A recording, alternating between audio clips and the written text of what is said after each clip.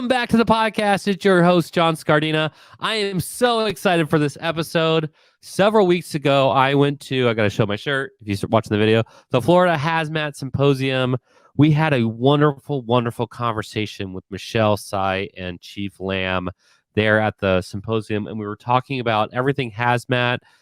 We had a collaboration with Disaster Class on that show.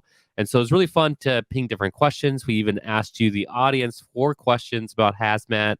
It was just a wonderful, wonderful experience. While I was at the Florida Hazmat Symposium, I had an opportunity to meet all kinds of people, emergency managers, firefighters, DoD assets, friends who have taken the emergency management response for dynamic populations class through the readiness lab, all kinds of stuff. One of the really special people that I got to interact with, because her booth was right at the top of the stairs. So every time I came up, I got to see this big smiling face, and she was just so kind. Everywhere we went, everyone's like, "Hey, have you talked to Lindsay? Have you talked to Lindsay? Have you talked to Lindsay?" She was really popular, and I had the opportunity to talk with her and figure out why. And it was apparent from millisecond one why she was so popular. She's incredibly kind and honest, and she has this mission to do really great stuff. And like me, she's an entrepreneur, and she created a company called Buxus. And I want to tell people about her from her point of view of how she came up with all these ideas and what she's trying to do to help out first responders, specifically in understanding the mapping of systems. Everybody knows this, I'm a GIS guy. I think I'm pretty competent when it comes to mapping. And she blew my mind by talking to me specifically about how they're doing pipeline tracking in Georgia. And it was just really cool stuff. So without any further ado, I would like to invite Lindsay now onto the show, Lindsay Sander. She is just incredible. Hi, Lindsay. Welcome to the show. Hi, good afternoon. Thanks for having me. Oh my gosh. So first of all, it is a real pleasure to have you on the show and to hear your perspective. Thanks for talking to me at the Hazmat Symposium and for accepting the invite to come on the show. Well, it's a great opportunity, and you were really kind in Florida.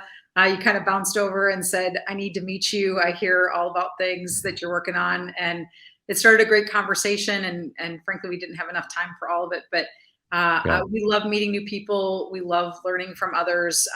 You bring a totally new perspective for us, and just enjoyed visiting with you and everybody else at Hazmat. Jonathan Lamb and Michelle Tchaikovsky do a fantastic job, as well as their whole team. It's a great event, great group that leads it. Lots of volunteer hours, but it's a fantastic event. We enjoy being a part of. You know, I was blown away when he was telling me the track record of they started 10 years ago. We were at the 10-year anniversary with you there, and seeing 550, 600 people in their audience who are part of that and wanted to improve how first responders interact with hazmat. Everything from branding, they talked about branding and messaging in one of their classes, all the way through mapping. And that's one of the reasons why you were there. And again, I like to find, this is going to steal from Colonel McKinney, who's been on this podcast, so shout out to him, centers of gravity. And you're definitely a center of gravity in that space, because everybody could use what you're working on. And so just to give kind of the audience a background of why I'm saying what I'm saying, can you walk through how you came up with wanting to work and create Buxus, as well as kind of your mission statement now moving forward? Sure. Well, I have more than 2 decades of experience in the pipeline industry. It's a long story. It probably all happened by accident, in all honesty. But I've learned the pipeline industry throughout my career, and have worked in different aspects of it, particularly in the public and government affairs sector of it. And one aspect of it we refer to as public awareness, and that is how we teach others about what we do, how to keep safe around us, and how to respond in the event an emergency occurs. That, in its early days, I call them the bad rubber chicken dinners. I don't want to offend anyone that's catered those events historically, but needless to say is the way that pipelines used to educate emergency responders, where we would hold a meeting once a year in a group setting. We'd invite all the emergency responders in and give them a short speech. They'd take lots of what I call trinkets and trash home. and share them with the grandkids. And we would hope that the information that was shared that night would be brought back to the firehouse or the other emergency response organization and shared. Now, 30 years ago, that's probably how it worked. In today's world, it doesn't work that way anymore. And we've seen dramatic decreases in the attendance, and rightfully so. There's a lot of things that have changed in terms of communication. Demands on emergency responders' time has increased significantly. The responsibilities and the breadth of the responsibility has increased substantially. And so we, as a pipeline industry, need to do better in terms of how we're educating responders about pipelines and what they can do in terms of responding to an event. And especially just being familiar with what's there and what's in their community. We find so many times they're not familiar with it. And even the basics of how to get a hold of us and get in touch with us are not necessarily simple if you're not familiar with us. So we want to be available to our communities, and we especially want to be available to our responders. And it was kind of along those auspices that we headed in this direction. Real quick, we're going to pause for this week's Disaster Tough endorsements. How do you spell Doberman Emergency Management? EOP, OEP, HVA, HMP, Thyra, TTX, Drone, PDA. Whenever you need an expert, Doberman Emergency Management field experts are there for support. Contact an expert at DobermanEMG.com today. The L3 Harris Extreme 400p radio solves problems and is specifically designed for emergency services. How do we know? We field tested it with medical, urban search and rescue, and collapse and confined structures. This radio is amazingly tough. Check out the L3 Harris Extreme 400p radio at L3Harris.com right now. Instinct Ready kits are awesome. Compact, fully loaded, and easy to place around your office, school, campus, warehouse, wherever. I keep a quick pack in my vehicle and one at home. Imagine Instinct Ready fully loaded Stop the Bleed kits in every school and office. Get Instinct Ready kits and training at InstinctReady.com. Okay, let's jump back in. So I'm just going to capitalize on something you said there. I don't get schooled very often. I work very hard to make sure that I don't get schooled very often, and you 100% schooled me in this topic. And no joke, it put me on a path for the next week to learn everything I could, because I didn't want to be in that position again. But what happened is you and I at the Hazmat Symposium were talking about, I think it was at the Hazmat Symposium. Yeah, we were talking about the actual mapping of these pipelines. And I was like, chip on my shoulder. Well, I was this important recovering Fed and blah, blah, blah. I've tracked this stuff for a long time in major disasters. And you were like, you're pulling it up in real time. And I was seeing it on your app. You're like, yeah, actually, most of this isn't being tracked. Most of the pipelines, we can't see this. And you specifically gave this reference about hollowed out wooden poles, and how they're now, when they go and fix pipelines, they actually intentionally break the pipeline so they can go in there and put it with better tracers and better trackers and better pipelines, essentially. And let me break that down just really quickly, because there's a bunch of stuff there. And if somebody from the pipeline industry hears that, they're going to be like, oh my God, what did she tell you? And so let me break that down for a second. Okay. So originally, that's how a lot of liquids and gas got moved, was in wood pipelines. And there's the historical side of it. Sorry, the historical side. There's some great pictures of that. Yeah. That was 100 years ago. 1923. Yeah. Yeah, long time ago. Yeah. But now we move primarily through plastic, through a composite, which is a combination of steel and plastic, as well as steel. And different types of pipes in different situations are made of different things. The incident that I was telling you about actually relates to some old pipe in West Texas, where the original pipe was plastic, and it was built with what are called tracer wires. And that a lot of times tracer wires get broken over time for various reasons. And the operator that we're familiar with sometimes has difficulty finding them. And so to be safe, if they know someone's digging around them, they will blow down the gas line, let the excavator potentially hit it.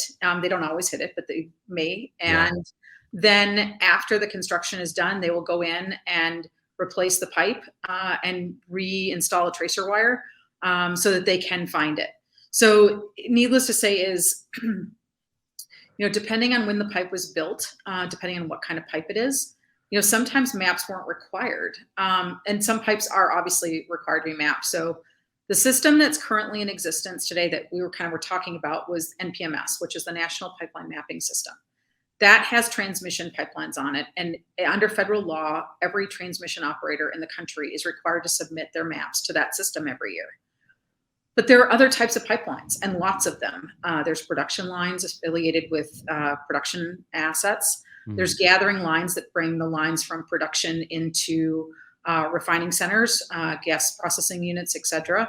And then there's the distribution systems that bring gas to industrial manufacturers, as well as homes and businesses to heat their homes and fuel their cooking, et cetera.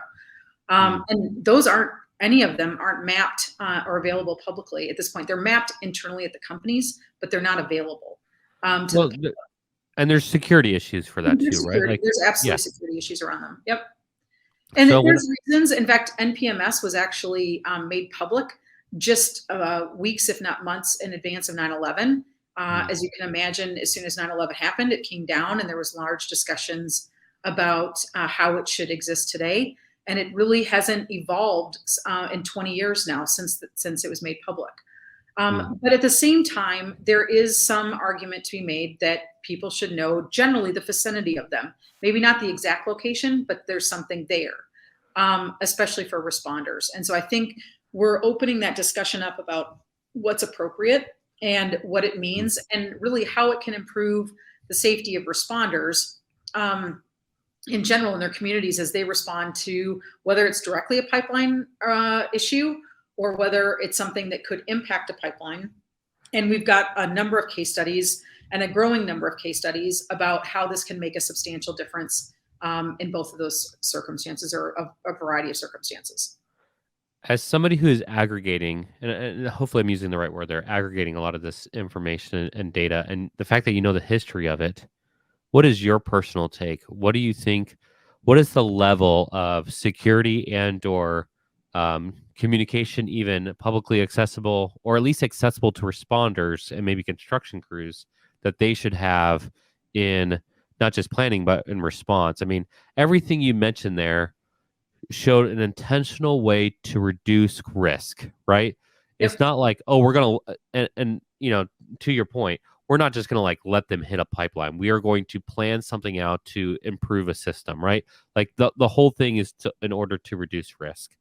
And so as your mission is out there, and we can talk about Buxus's like app here in a second, as you are aggregating all this information, as you want to improve the risk reduction and support for responders, what is your take? Like, there has to be some kind of security in here, but how would they possibly access this if they don't have, quote unquote, a security clearance?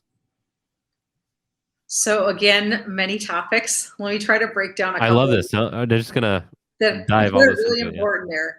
Let's talk about excavation first. There is a national program called Call Before You Dig. If you call 811, which is the national Call Before You Dig number, in fact, you're required under federal law and state laws. If you're going to excavate, you need to call that number, and that system will help notify the utility or the pipeline or the electric company, whomever's underground that's a public utility, to come out and mark those facilities prior to digging. So there's a very specific purpose behind that system, and it's different than ours, and it's different for a number of reasons. So I think it's really important to note that we are not seeking to replace that system. We don't want to, and it's a very specific system that's used for excavation-related activities. So I want to put that kind of in a separate, whether you call it a sandbox or a parking garage or what have you, but it needs to be treated very differently for a lot of different reasons. For us and for emergency response, I think one of the things that I've learned a tremendous amount. As much as I thought I knew about this when we launched Buxus, I've learned 10 times that since. But really is from the responder perspective, is that when any responder goes into a system or a situation, they look at it, I call it 360. They usually call it front, back, left, right, etc. But needless to say is, if they don't know what's underground in a particular circumstance, that can be just as big of a risk as what they're seeing visually above ground. And so we need to give them some kind of information in terms of what the risk is associated with those assets. But most importantly, we also need to give them just some basic contact information and information about what they should do in the event that there is a pipeline release. Mm. Whether it's a small issue or a really big issue, we need them to know how to keep themselves and the community safe as they go to respond to that incident, because it's very different than what they would do in a traditional emergency response situation.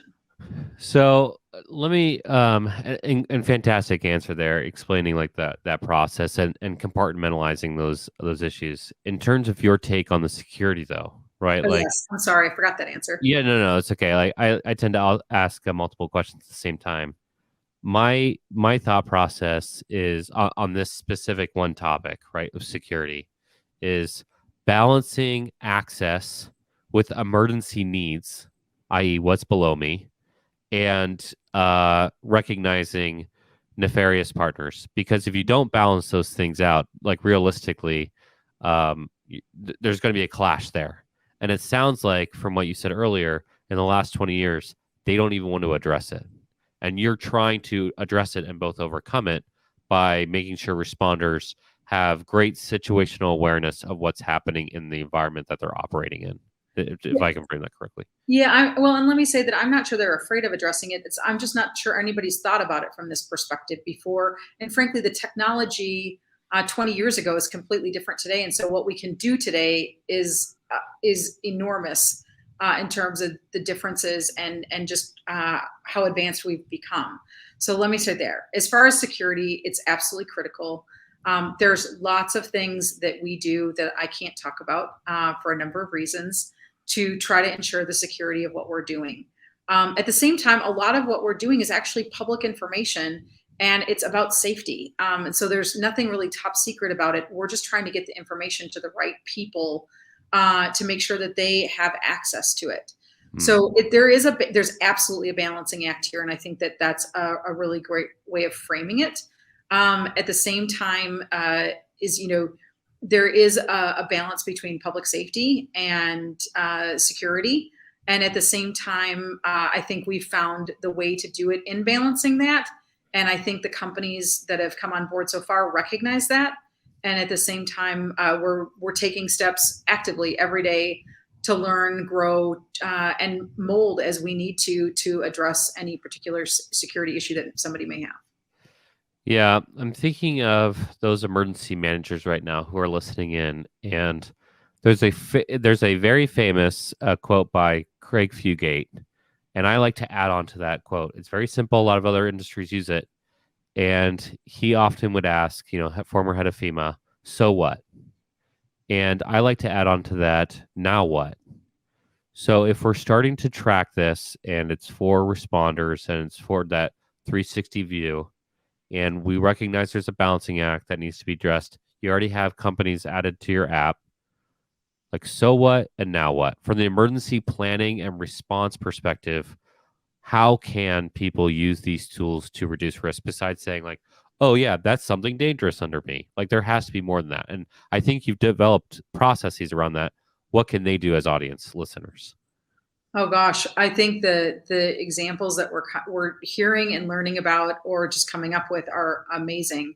So, for example, we've been approached by a major school district, one of the largest in the country, who have said, "Oh my God, we have pipelines all over our school area. We don't know who owns them. We've never Mm. drilled with them. We need to work with them to get together and do a better emergency preparedness plan and practice and drill and what have you." And so you can look at it from a case study, always from the school all the way down to major incidents that either have occurred or people have talked about. We just finished a major drill in Houston with Buxus in November. It went extremely well. It was a combination rail pipeline event that impacted the Houston rodeo.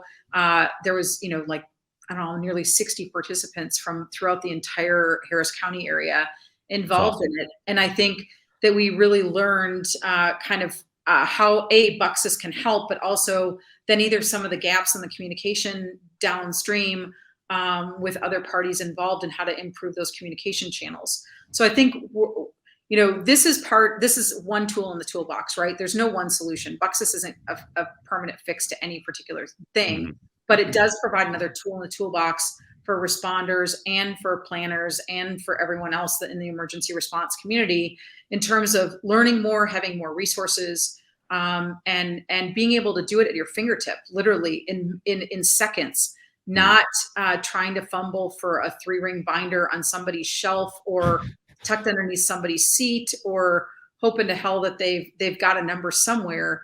There's literally no excuse anymore for either side, for the pipes or for the response agencies, is that literally they can go to their phone, download the app and start to get information. And obviously the systems, we're 12 months old. But the interest, the number of people that are subscribing to the system now, everything that's happening is that this is going to be a really strong tool and resource for people going forward. The we talked about that a little bit at the Florida Hazmat Symposium, where I was with Task Force 46, that same colonel that mentioned earlier, and there was a train derailment as part of the exercise, and I thought that was really great. In fact, in a week after your podcast, I'm interviewing Dr.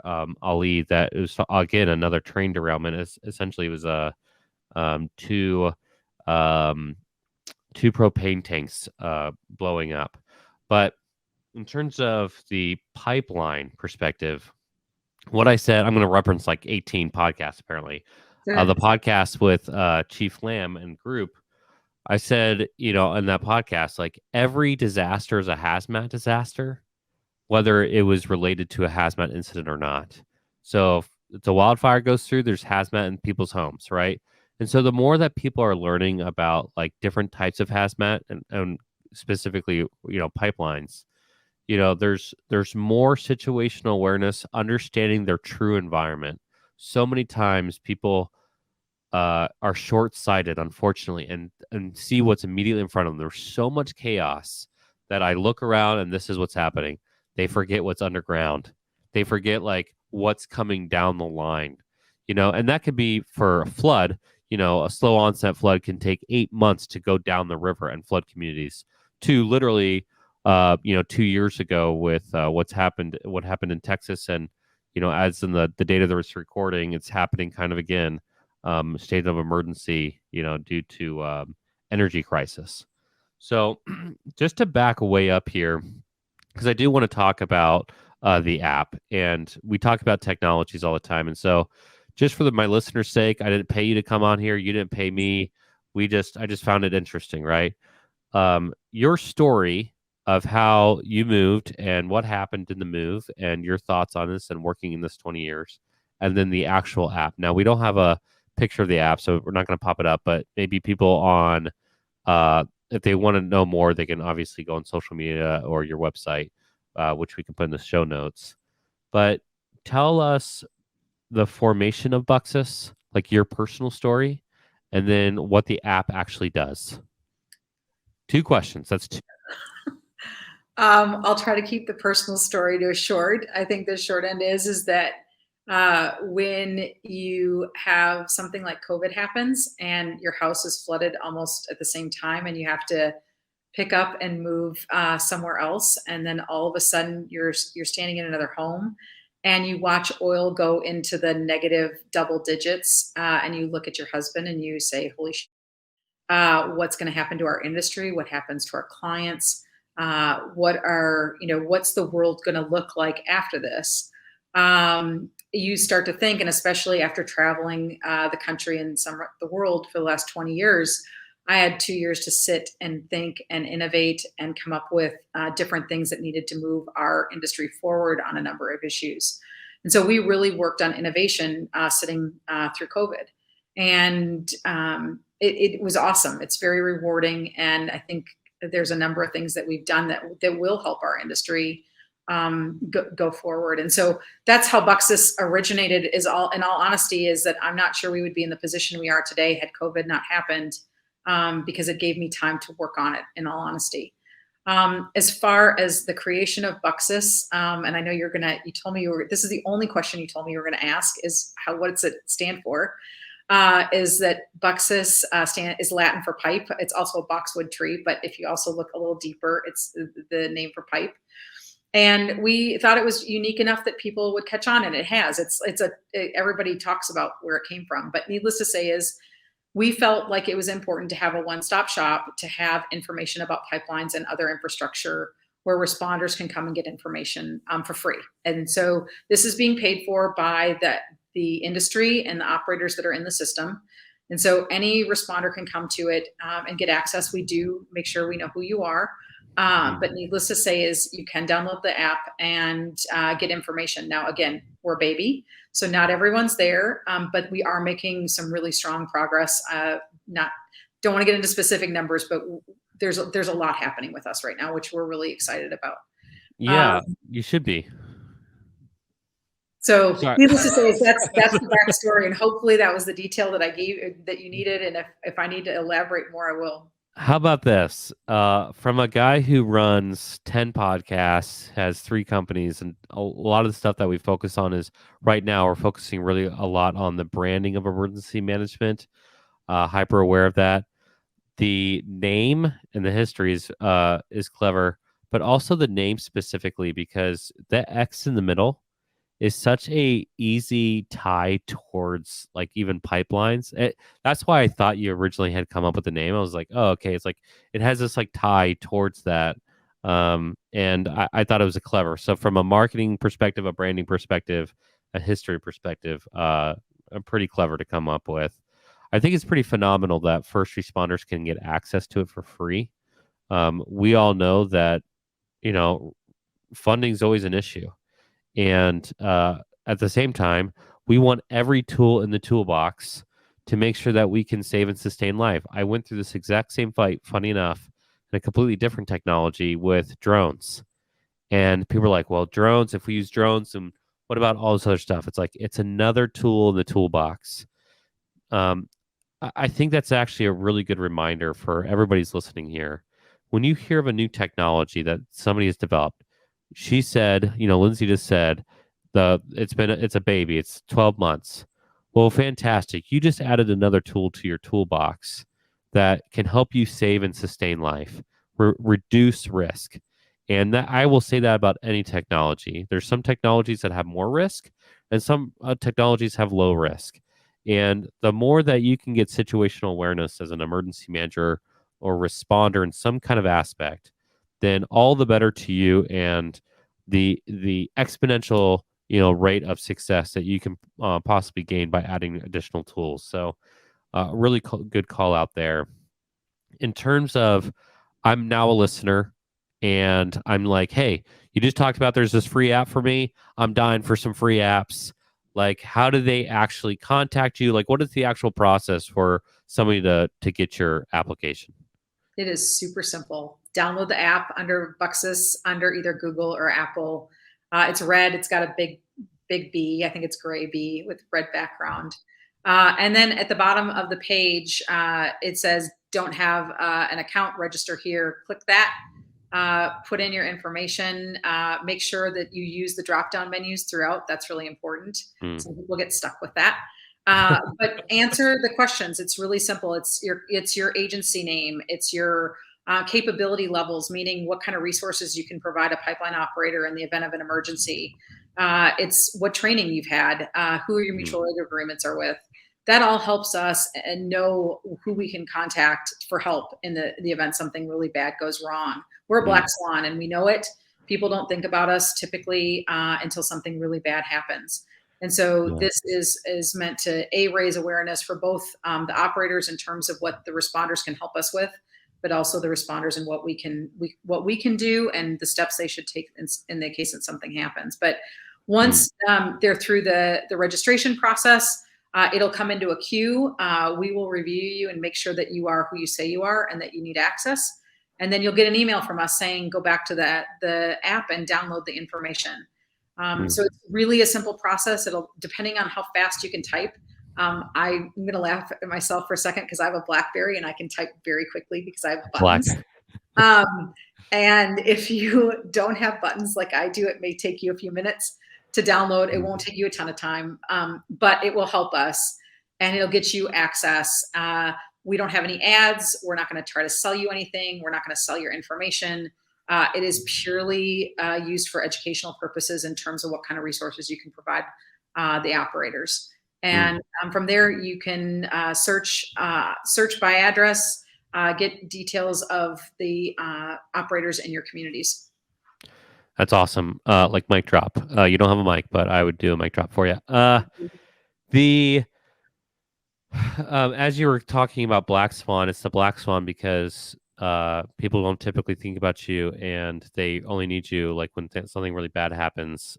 You just described my entire life because my kids will say "mom, mom, mom," but if they say "dad," then I know something's really bad has happened, and I am the Black Swan in the family apparently. So I can understand from that perspective. I hope that in the future having conversations like this about like what's under you, what's around you, understanding your environment, adding different tools, that it reduces that idea that it is a black swan, and it increases the capability of the emergency manager when they're doing their planning, and especially once people start getting out in the field of saying, okay, like this is becoming standard. I know my environment around me, my sit reps that are coming out, we had another podcast about enhancing sit reps using technologies to enhance intelligence. And so really huge kudos to you for allowing first responders to plug in some information and to say, hey, I'm actually who I am, say I am, and be able to start reducing their risk. So, hold on. This is going to be super random, but if I get the right button, tell me if this is a clapping sound. Is that a cheering sound? How about this one? No, that's laughing. We'll go with this one. Yeah. Seriously, kudos to you, Lindsay, and for everything you're doing there at Buxus. Love the history of the name and why you're doing it. It's obvious to understand why people like you so much, and really understanding your mission, especially all those firefighters that were at the Florida Hazmat Symposium. Oh my gosh, no wonder you were so popular. They're all great guys. Good. And women. Don't forget the women. You actually had, she was the chief? No, Dana, I don't want to overstate because Dana will kill me and so will the chief.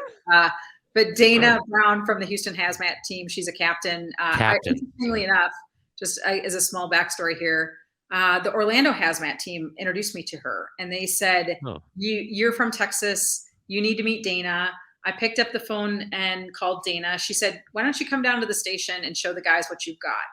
And I showed the guys, and the guys loved it. The Houston Hazmat team is all in on this, and they absolutely love it. And Dana was like, I'm really impressed by this. This is something that we can use and endorse, or she can endorse it. Obviously, not the Houston Hazmat team directly.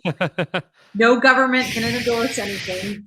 Yeah, ever, even though they all love their stuff. I love that. Yeah. So needless to say, is no government entity can endorse anything. Just to be clear. But needless to say is Dana has been very gracious with her time. We work with her directly now.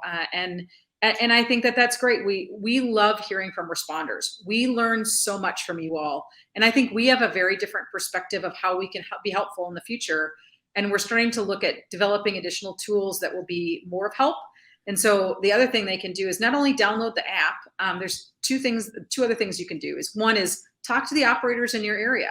If you've got pipeline operators, electric companies, et cetera, that you want to see in Buxus, talk to them and say, hey, we like Buxus. This will be of help to us. We can talk about it all we want, but really if they hear from the responders are who matter. And then the third thing is give us feedback. If you don't like something, tell us. If you've got ideas of how we can improve, tell us. If you've got an idea of what we can do for you that's different or expanded upon what we've already done, tell us. Let me tell you, there are some really cool ideas out there that have been floated to us. And we're really, really super excited about them and bringing them forward. So I hope that I can come back and talk about those as they get unveiled here. But needless to say is we're on a wonderful adventure and journey. We love meeting people like you. We love partnering with people like you. And we look forward to a really bright future. Awesome. Lindsay, thank you so much for those closing comments. It's a conversation that needs to happen in our field. And, you coming on here, spending some time with us allows emergency managers to expand their vision. And we appreciate your time so much for coming on. We appreciate you guys. Thanks for having us. Okay, everybody. Lindsay here at the end said the words "tell us" several times. So I'm going to say it one more time. Tell us your thoughts about this episode by going on Disaster Tough Podcast on all of our social media channels. If you're doing something about pipelines or about hazmat that you think can really help out the field, we want to hear it. If you have ideas or suggestions or you have questions, tag Buxus, tag Lindsay on those posts like on like LinkedIn or wherever we're at and say, hey, I have a question. We get emails all the time. We love the emails, but we want the community to answer. This is a community-focused educational podcast. Again, we're going to put in the show notes about Buxus, about Lindsay, so you can, if you're a responder and you want access, we're going to give you that option. As always, the shameless plug here. If you like this episode, if you like our podcast, give us a 5-star rating, subscribe, and we'll see you for the next one. Thanks. Thank you.